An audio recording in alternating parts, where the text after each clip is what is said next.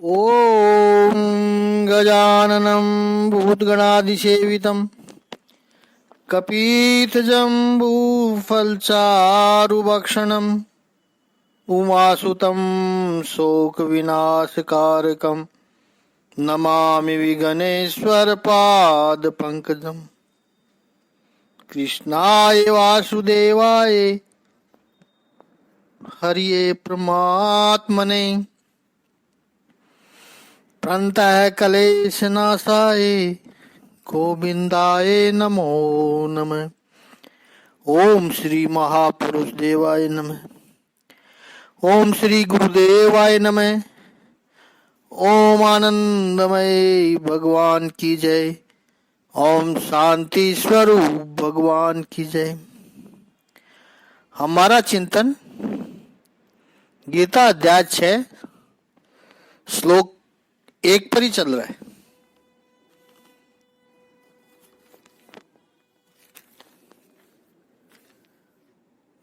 भगवान कहते हैं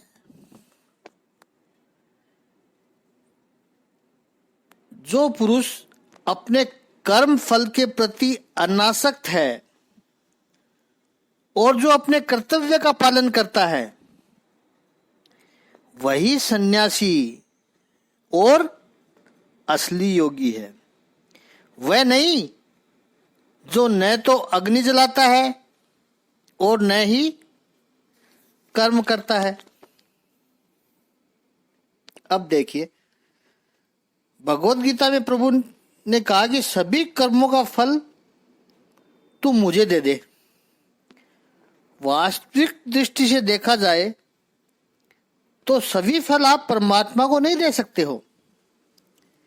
सभी कर्म का त्याग आप नहीं कर सकते, नहीं तो कर्म के सिद्धांत में ही समस्या खड़ी हो जाएगी।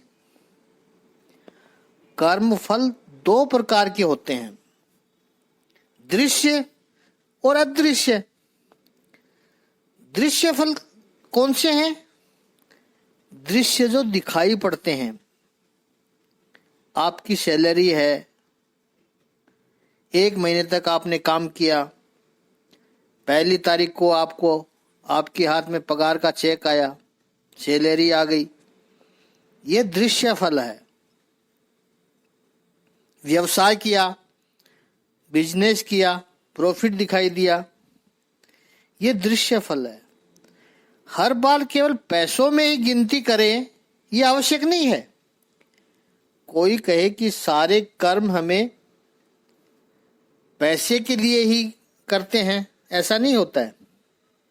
कीर्ति मिली, प्रतिष्ठा मिली, मान सम्मान मिला, लोगों की वाहवाही और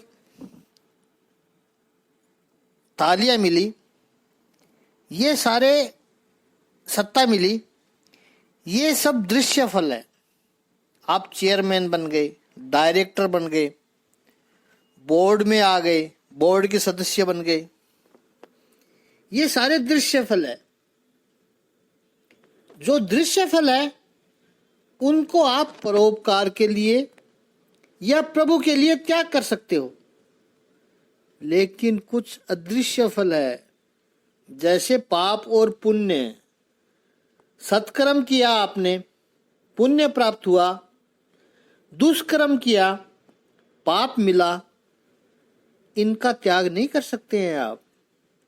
ऐसे तो सभी बुरे कर्म करने के बाद कहेंगे कृष्ण अर्पण अस्तु, मैंने त्याग कर दिया। अब बोलोगे आप तो भी वो त्याग नहीं होगा। इसलिए 5वें अध्याय में प्रभु ने कहा था, हमने उस पर चिंतन भी किया था, नादते कस्यचित् पापम न चैव सुकृतम विभुः। प्रभु ने तो किसी का पाप न लेते हैं न किसी का पुण्य लेते हैं, क्योंकि ये अदृश्य फल है, वो व्यक्ति को स्वयं भुगतना पड़ेगा। पुनर्जन्म, रीबर्थ, ये अदृश्य फल है। वो कर्म करने वाले को ही भुगतना पड़ेगा। भगवान यहां पर कहते हैं अनाश्रिता कर्म फलम। कर्म फल का आश्रय लेकर, कर्म फल का आश्रय लेना क्या है? अपने कर्म फल को अपने भोग के लिए रखना, ये कर्म फल का आश्रय लेना है। मैंने इतना कर्म किया, मुझे इतना फल मिलना ही चाहिए, ये कर्म फल का आश्रय है, चाहे वो लौकिक हो चाहे अलौकिक हो। मैंने 10-12 घंटे ऑफिस में काम किया, खूब लगन से काम किया, ये मेरा कर्म है, तो मुझे इतनी सैलरी तो मिलनी ही चाहिए, ये कर्म फल का आश्रय है। रोज की 5 मालाएं मैंने 6 महीने फेरी, तो मुझे इतना फल मिलना चाहिए। भगवान देख रहे हैं कि नहीं देख रहे हैं, लेकिन अगर देख रहे हैं तो मुझे इतना फल तो मिलना चाहिए, ये कर्म फल का आश्रय है। और कर्म फल का आश्रय न लेना, इसका अर्थ अपने कर्म के जो दृश्य फल है वो परोपकार के लिए, प्रभु के लिए त्याग करना, छोड़ देना, यही मुक्ति का उपाय बताया प्रभु ने। कर्मफल मेरा और मेरे लिए इस जगत का व्यवहार है, लेकिन कर्म मेरा और फल समाज के लिए, प्रभु के लिए, परोपकार के लिए, ये भगवत गीता का उपदेश है। यहां तक हमने चिंतन किया कल। यदि प्रत्येक व्यक्ति समाज का ऐसा करने लगे कि कर्म मेरा, जो भी प्रभु ने मुझे बुद्धि दी है, प्रभु ने मुझे सामर्थ्य दिया है, क्षमता दी है, एक्सपर्टीज दिया है, उसके अनुसार मैं कर्म तो करूं, लेकिन फल जो आएगा वो मैं स्वयं अकेले के लिए न रखूं, मैं समाज के लिए रखूं, राष्ट्र के लिए रखूं, विश्व के लिए रखूं। प्रत्येक व्यक्ति यदि ऐसा करने लगे तो समझ लो वो पूरे राष्ट्र का यज्ञ हो गया, वो पूरा समाज यज्ञ कर रहा है, और उसके परिणाम दिखाई पड़ेंगे। सामूहिक जीवन में प्रसन्नता आएगी, सभी के जीवन में प्रसन्नता आएगी। योगी कौन है? योगी है कर्म फलम अनाश्रिता, जो कर्म फल का आश्रय नहीं करता है। और भोगी कौन है? कर्म फलम आश्रिता, वो कर्म फल का आश्रय करता है। योगी कौन है? दूसरा चरण में प्रभु आगे कह रहे हैं, आगे के सूत्र में कहते हैं, कार्यम कर्म करोति, यह है कर्तव्य कर्म है, जो करने जैसे कर्म है वो कर रहा है,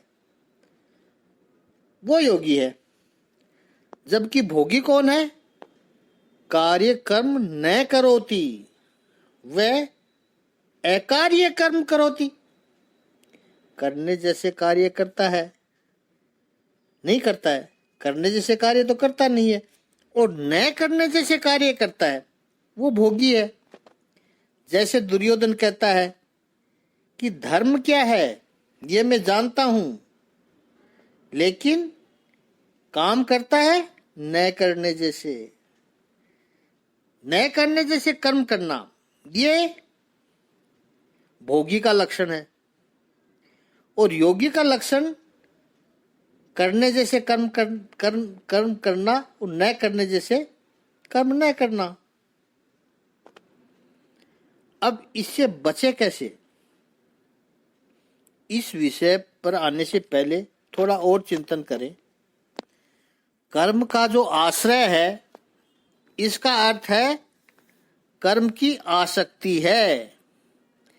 यह आसक्ति 4 प्रकार की होती है। एक कर्मासक्ति यानी कर्म की आसक्ति, दूसरी फलासक्ति यानी फल की आसक्ति। तीसरी है कृतित्व आसक्ति, ये कर्म मैंने किया, ये भी आसक्ति हो जाती है। मेरे जैसा कोई कर्म कर ही नहीं सकता है। आप निरीक्षण करोगे समाज का तो पता चलेगा कि लोग कितनी छोटी छोटी बातों को आसक्ति निर्माण करते हैं, छोटी छोटी बातों में बंधन निर्माण करते हैं और अपनी मुक्ति को, अपने आनंद को रोक लेते हैं। केवल टेबल साफ भी करना होगा तो व्यक्ति को कृतित्व आसक्ति आ जाती है। मैं जैसी सफाई करता हूं या करती हूं, अगर वह बहन जी होगी तो ऐसा किसी को नहीं आता है जैसा मैं करती हूं। लेकिन मैं जो करता हूं या करती हूं वैसा कोई नहीं कर सकता है। और मजे की बात तो यह है कि ऐसा सब लोग मानते हैं। एक आध व्यक्ति माने तो बात समझ में आए कि हाँ चलो, परिवार में 10 लोग हैं, उसमें एक जैसा किसी को नहीं आता है, लेकिन 10 समझते हैं मेरे जैसा किसी को नहीं आता है। यह कृतित्व आसक्ति है, संघर्ष निर्माण करती है। और जैसे कृतित्व आसक्ति है वैसे ही है अकृतित्व आसक्ति। अकृतित्व आसक्ति, ये कर्म मैंने नहीं किया, उसकी भी आसक्ति है। हम कभी ऐसा करेंगे ही नहीं, ऐसा हमसे होगा ही नहीं, ये भी एक आसक्ति है। इसे छोड़ना है। कार्यं कर्म करोति यह।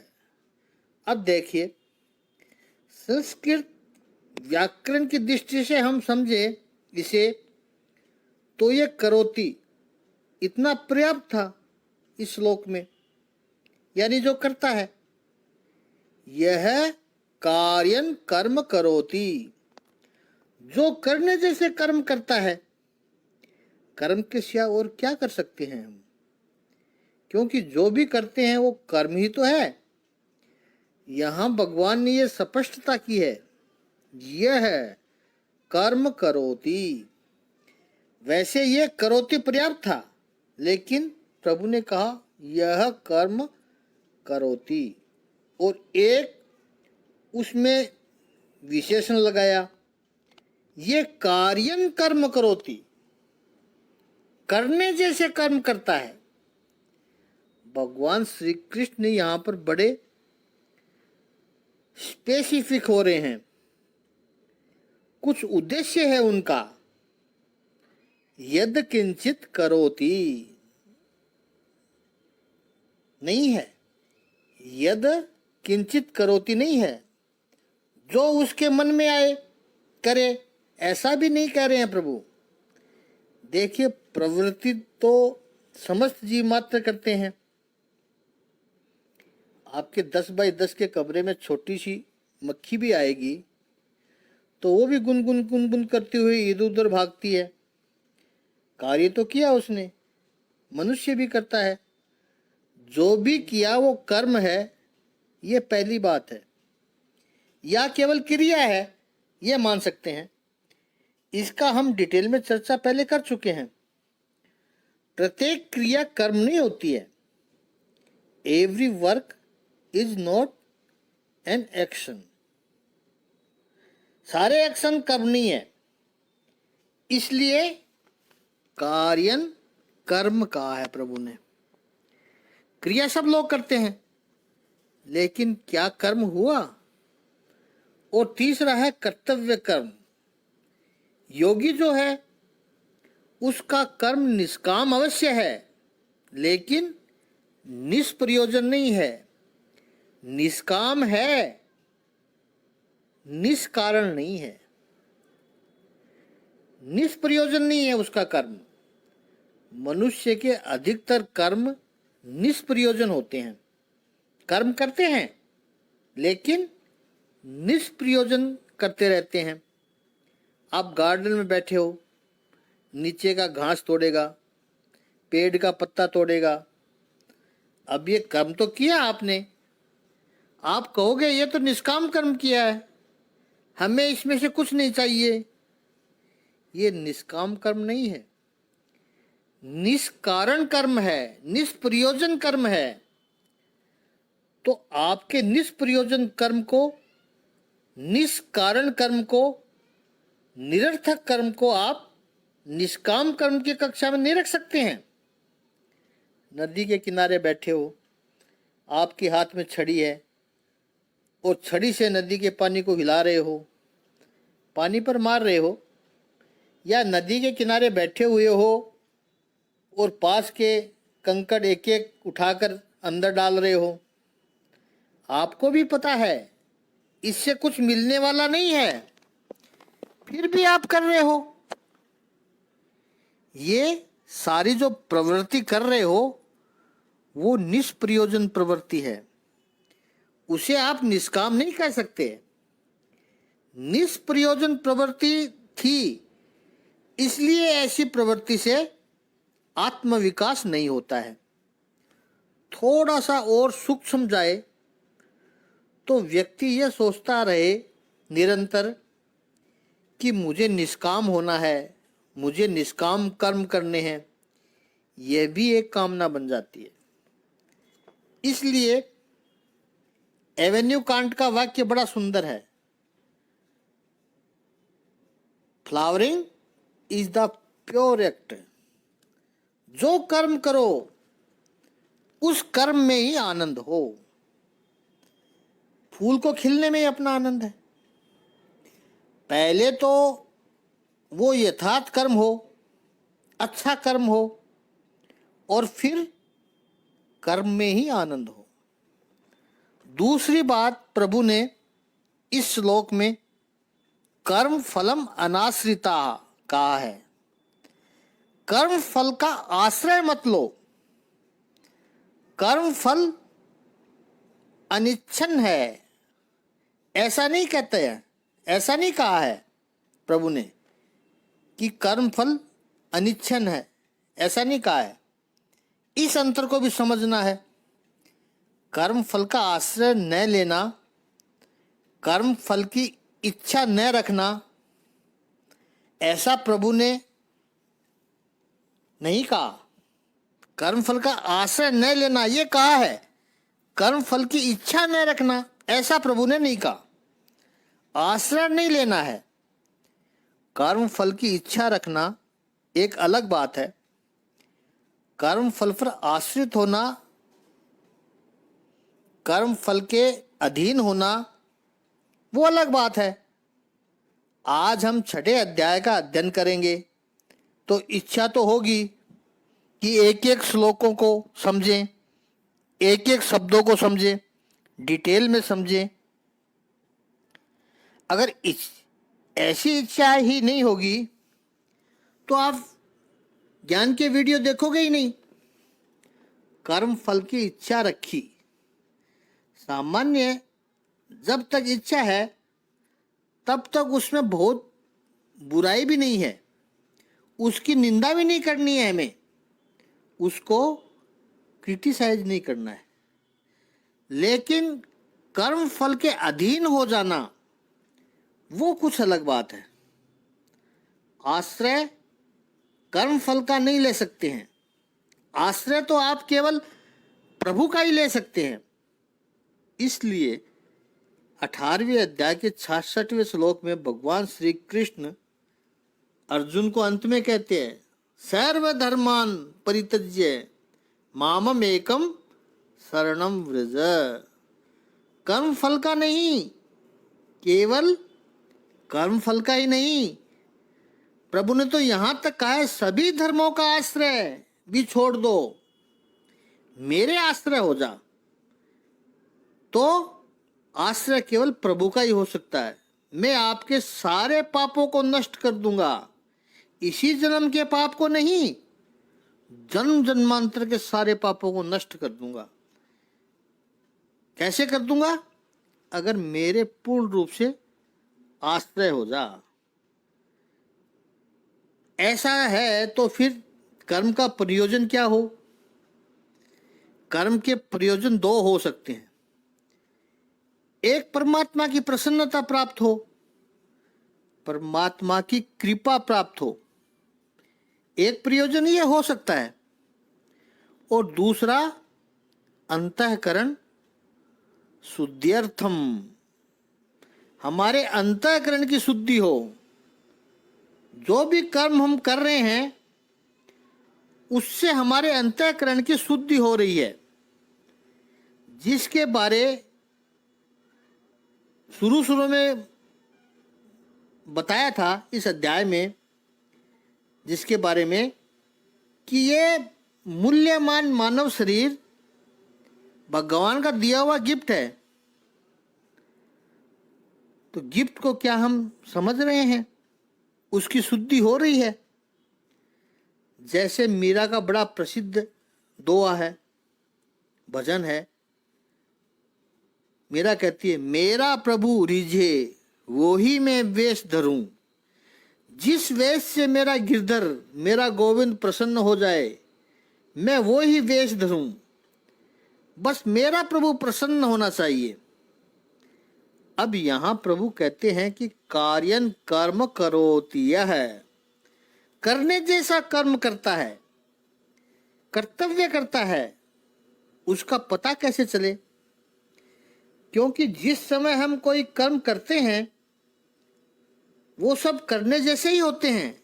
हमें यही लगता है कि हम करने जैसे कर्म ही कर रहे हैं। तो पता कैसे चले कि जो कर्म हम कर रहे हैं वो करने जैसे ही है या नहीं है? How can we no?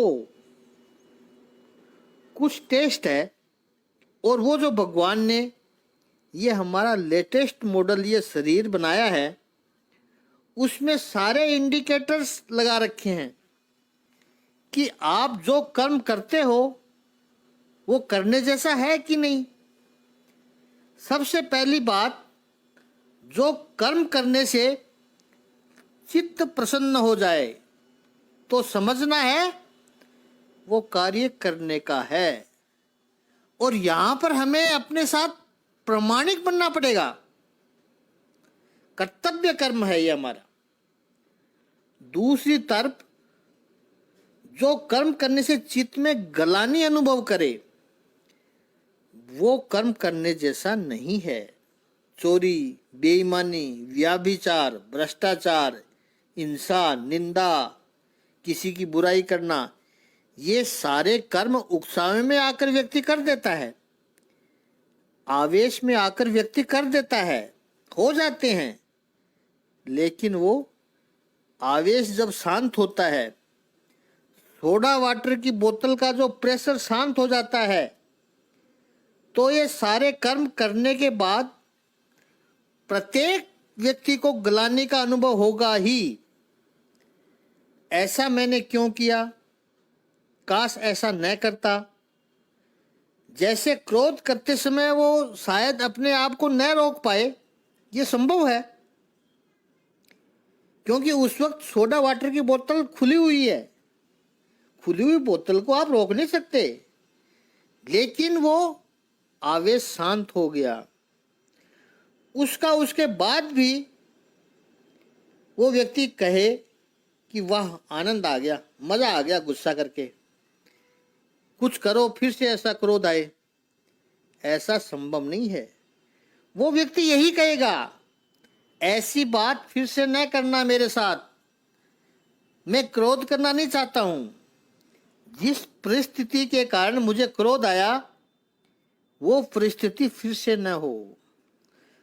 लोभी व्यक्ति ये कभी नहीं कहता है कि मैं लोभी ही बना रहना चाहता हूं। हिंसा करने वाले को भी भीतर तो यही लगता है कि नहीं, ऐसा मुझे नहीं करना चाहिए था। फिर भी उसने जो किया वो अकार्य कर्म था। और जिसको करने से प्रसन्नता का अनुभव हो वो कर्तव्य कर्म है। किसी व्यक्ति की सभी बातों पर सहमत हो यह आवश्यक भी नहीं है, लेकिन कुछ बातें उसके पास से अच्छी मिल जाए। ऐसे थे हमारे पहले प्रधानमंत्री जवाहरलाल नेहरू। जवाहरलाल नेहरू की पुत्री इंदिरा प्रियदर्शनी, जिसका नाम था, 12 वर्ष की थी, मां थी नहीं।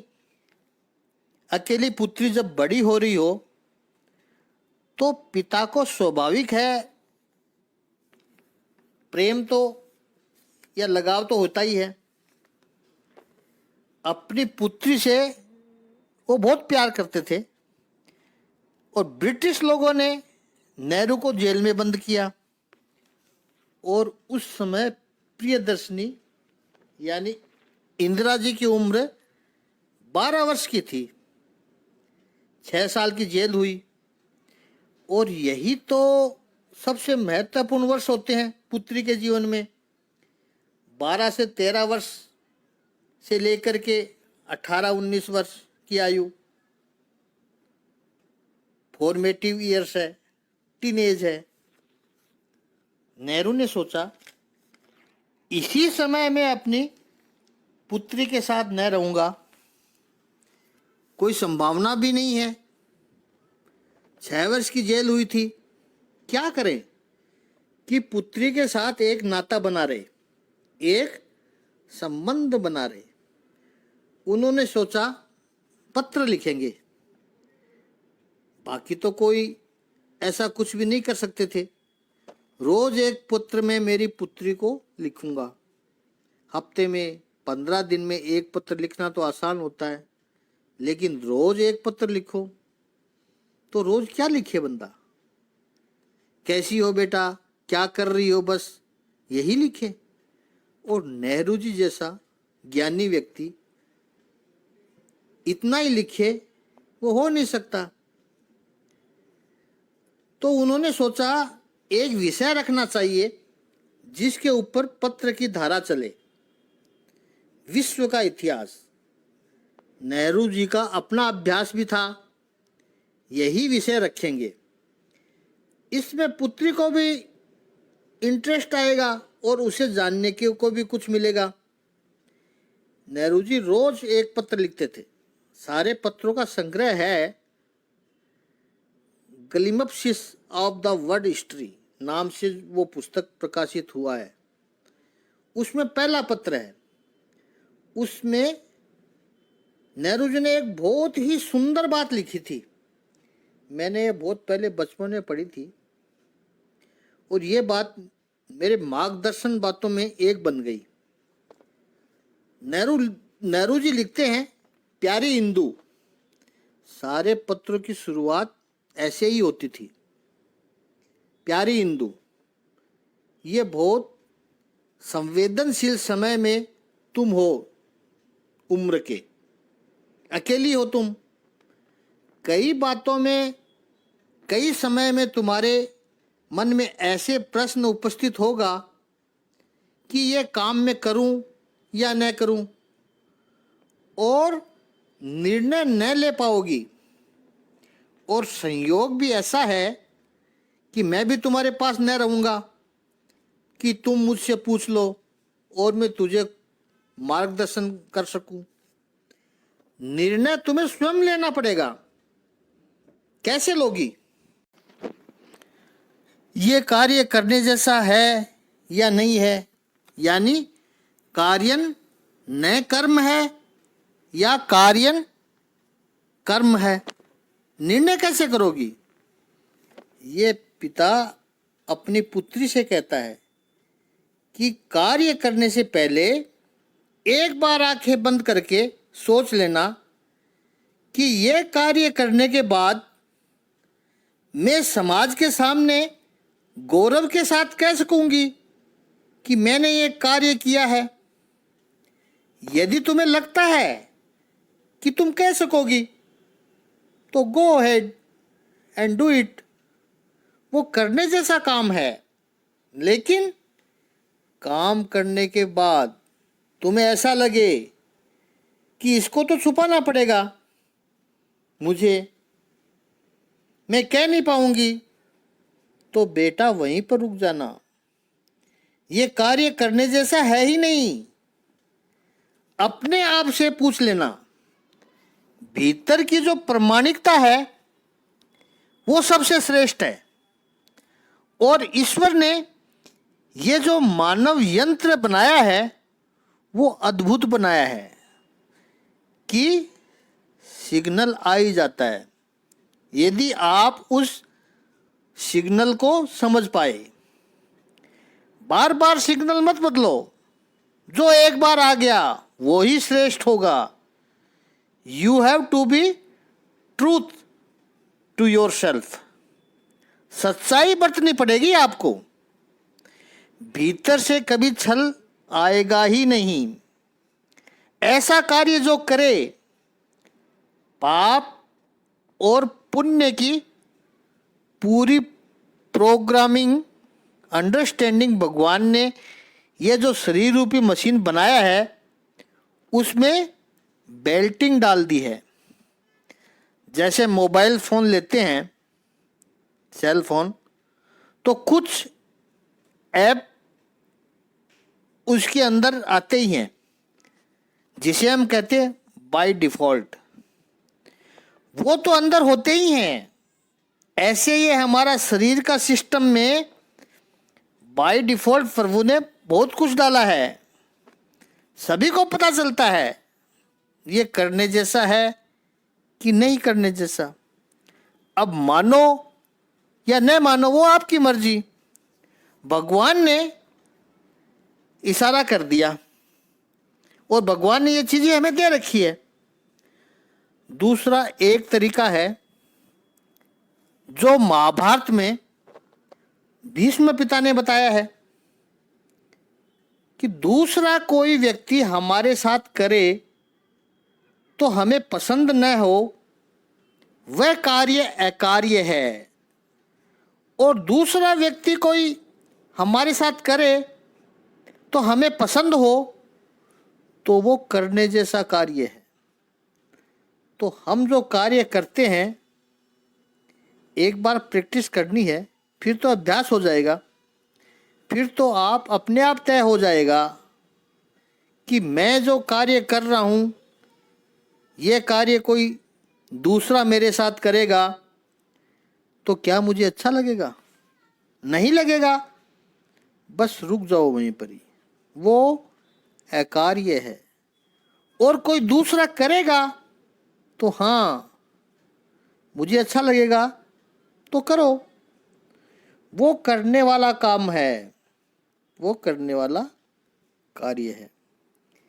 जिस कानून से हम दूसरे के लिए फैसला देते हैं, जजमेंट देते हैं, वही कानून हम अपने ऊपर लागू क्यों नहीं कर सकते हैं?